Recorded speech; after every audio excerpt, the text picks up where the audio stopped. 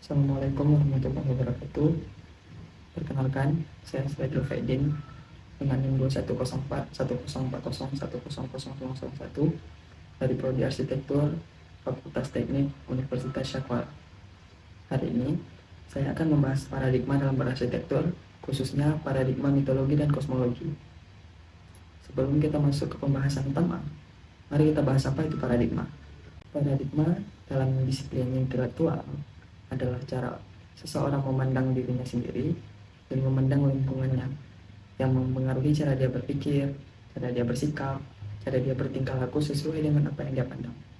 Jadi bisa dikatakan kalau paradigma ini adalah sesuatu yang bersifat subjektif yang dilihat oleh pribadi seseorang terhadap lingkungannya maupun cara dia melihat dirinya sendiri atau melihat segala objek yang ada di lingkungannya.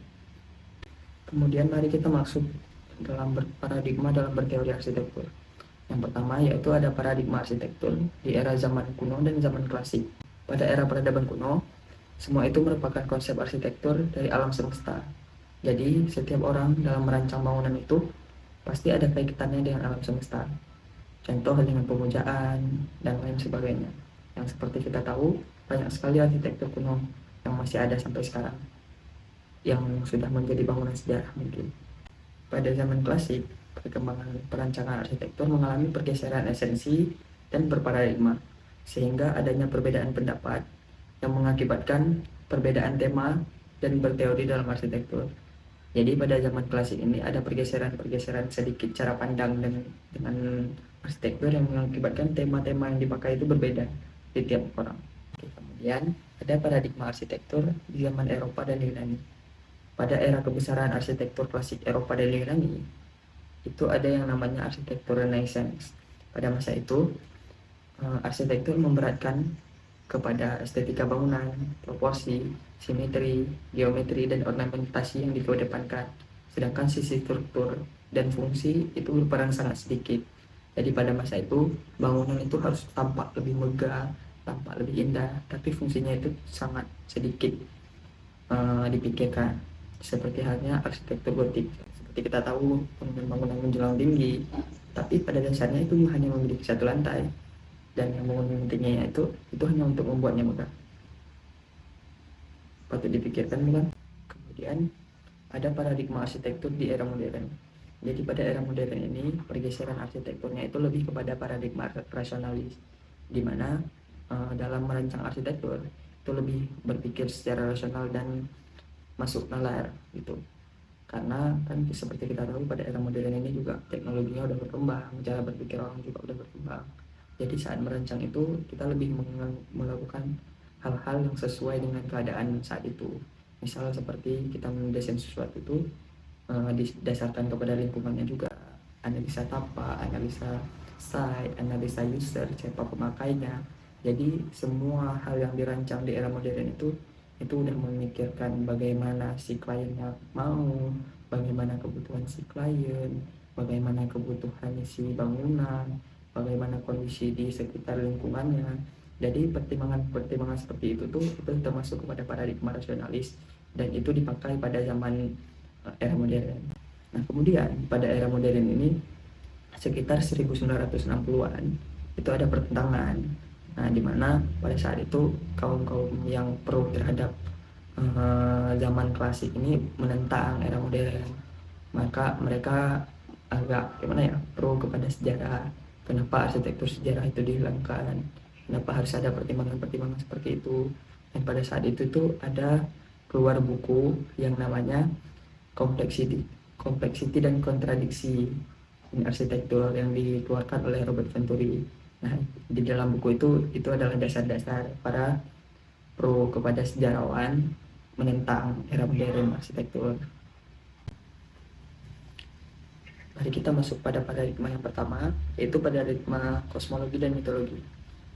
Paradigma ini berdasar pada kata kosmologi, yaitu kosmos yang berarti alam semesta, dan logi adalah ilmu pengetahuan.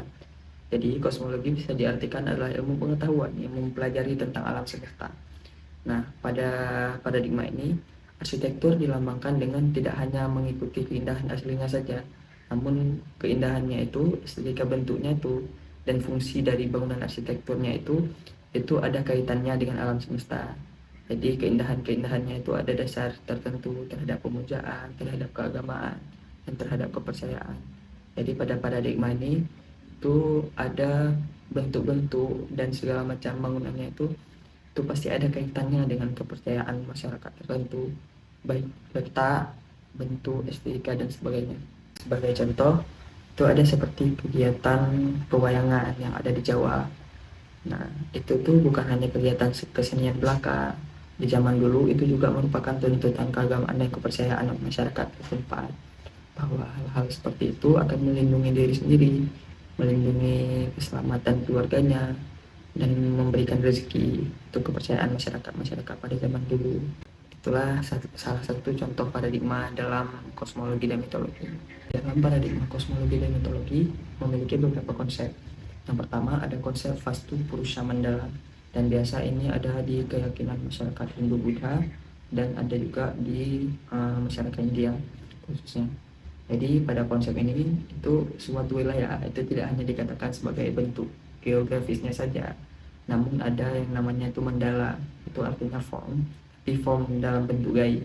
Nah, kembali kepada kata-kata Vastu Purusha Mandala. Vastu itu artinya adalah norma dasar yang berwujud, sedangkan Purusha itu adalah personifikasi atau insan yang ada di situ, dan mandala yang artinya form atau bentuk, ataupun bentuknya itu gaib, seperti yang saya bilang tadi. Jadi contohnya dari konsep Vastu Purusha Mandala ini adalah seperti keraton-keraton di Jawa yang letaknya itu ada di setiap suku magis yang ada di Jawa. Jadi letak keraton di Jawa itu tidak hanya pada wilayah-wilayah sembarangan, namun wilayah itu sudah ditentukan. Dan menurut pada peletak wilayah-wilayah itu adalah ada di sumbu medisnya Pulau Jawa. Kemudian ada konsep Tribhuwana. Dalam konsep Tribhuwana ini itu membagi 3 alam. Ada yang namanya alam atas, alam tengah, dan alam bawah. Alam atas itu sendiri berarti alam surgawi atau alam langit. Kemudian ada alam bawah yaitu alam maut. Kemudian ada alam tengah, yaitu alam tempat kita manusia bernaung. Nah, contoh penerapan dari konsep Tribhuwana ini itu ada pada kuil-kuil Buddhis yang dimana biasanya itu dibangun di pegunungan. Nah, menurut kepercayaan masyarakat Buddhis itu adalah konsep dimana tempat-tempat pemujaan itu letaknya harus lebih tinggi, lebih dekat dengan langit, sehingga pemujaan itu lebih khusyuk, lebih dekat, lebih cepat diterima doanya. Seperti itu konsep Tribhuwana. Nah, kemudian ada pembagian kepercayaan atau paradigma mitologi dan kosmologi berdasarkan regional. Nah, yang pertama itu saya mau bahas Indonesia dulu mungkin. Nah, pada kepercayaan Indonesia, kosmologi yang ada di Indonesia itu percaya bahwa suatu benda atau tempat itu memiliki jiwanya sendiri, memiliki kesaktian lah, bisa kita bilang, seperti Trisakti, pohon sakti, pohon yang bisa disembah segala macam. Itu masih merupakan keyakinan masyarakat Indonesia. Jadi ada juga kemudian itu kosmologi di India. Kosmologi di India itu memiliki keyakinan bahwa kita manusia ini menyatu dengan alam itu dalam kekosongan. Itu merupakan kosmologi yang ada di India. Kemudian ada juga kosmologi barat yang artinya alam dan manusia itu bukan hanya hal alami lagi, namun sudah menjadi suatu kebiasaan yang mau dibuat manusia seperti kita semua itu menjadi sebuah budaya. Jadi bukan lagi hal-hal alami yang dari ciptaan Tuhan, namun sudah ada campur tangan kita manusia sehingga itu menjadi budaya. Makanya seperti ada adat-adat tertentu itu udah ada campuran tangan kita manusia itu ada di kosmologi barat. Oke, yang terakhir mari kita tarik kesimpulan dari paradigma kosmologi dan mitologi ini. Jadi paradigma kosmologi dan mitologi ini bisa kita katakan adalah paradigma yang lebih memihak kepada kepercayaan atau keyakinan. Jadi masih adanya mitos-mitos kepercayaan masyarakat setempat. Ada juga seperti yang kita tahu kepercayaan keagamaan.